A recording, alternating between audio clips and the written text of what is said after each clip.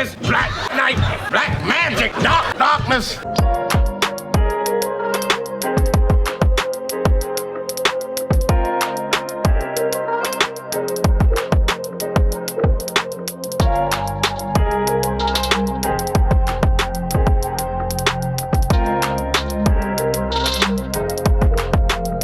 The waiting is over. We are finally here. It is Monday night, and tonight, the 1-1 Baltimore Ravens host the 1-1 Detroit Lions. The Baltimore Ravens need to win this game to keep pace in the AFC North. Yesterday, the Bengals lost for the first time without Joe Burrow, and the Pittsburgh Steelers won their matchup. So both those teams lead the division at 2-1, and the Ravens need to win tonight to keep pace because next week they have the Kansas City Chiefs, who last night won their first game themselves. But we know the history of Baltimore when it comes to facing the Chiefs, and we've only won one time in the Lamar Jackson era. So to make sure that we keep the momentum, to make sure that this season goes the way we want it to, we need to win this game tonight. But it is going to be a big task. Even though we are only 3 weeks into the season, the Ravens are dealing with a myriad of injuries that could potentially derail this team. In the game tonight alone, we already know that Kyle Van Noy is going to be out. Pat Ricard is not going to play. Isaiah Likely is still recovering. He needs about another week or two to get his stamina up, to get physically ready for football,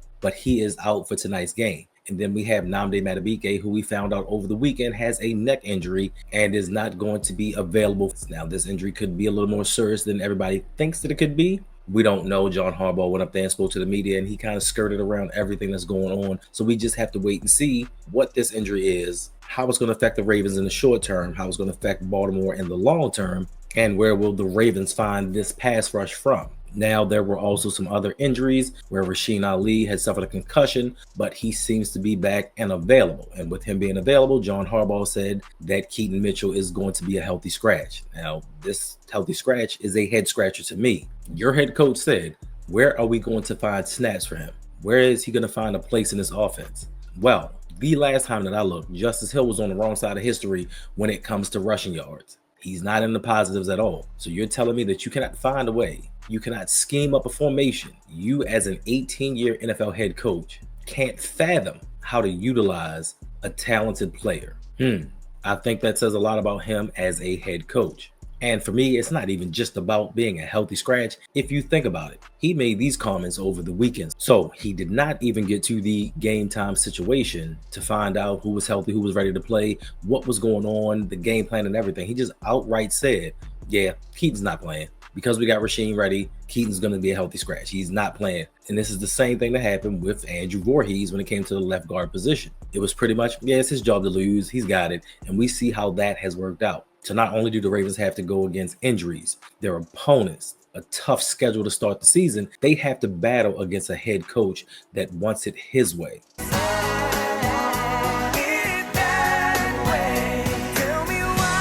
And all of this drama, all of this commotion has happened within the first 3 weeks of the season, which is amazing to me.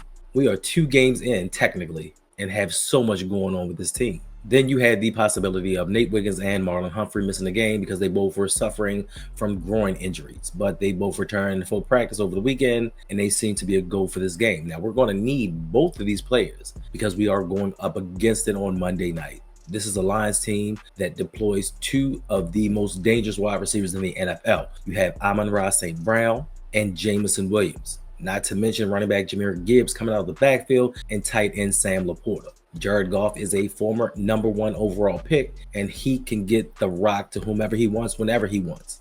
Pause.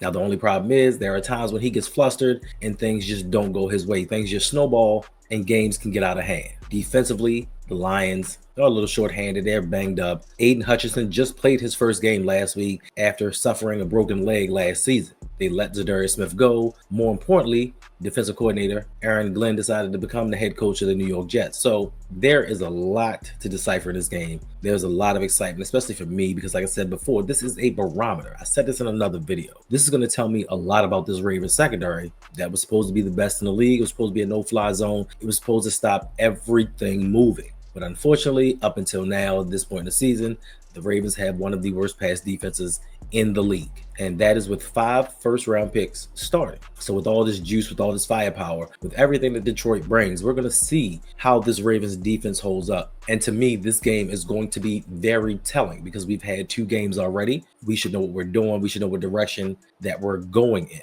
And if the Ravens want to go in the direction of winning a Super Bowl, we're going to need the defense to do their job. We're going to need those guys to live up to the billing of all of the first rounders, all of the free agents, all of the allocated resources that we've put into this defense. We cannot continue to go into each and every season saying, well, we need more defense. Well, we need more defense. Well, we need more defense. How much is enough before you decide that this is the NFL and at any time teams can go off at any time against anybody? And I thought that last season was going to be enough where we showed you offense was the way. The offense carried this team out of an 0-2 hole because the defense wasn't good enough. But yet and still, we allocated more defense.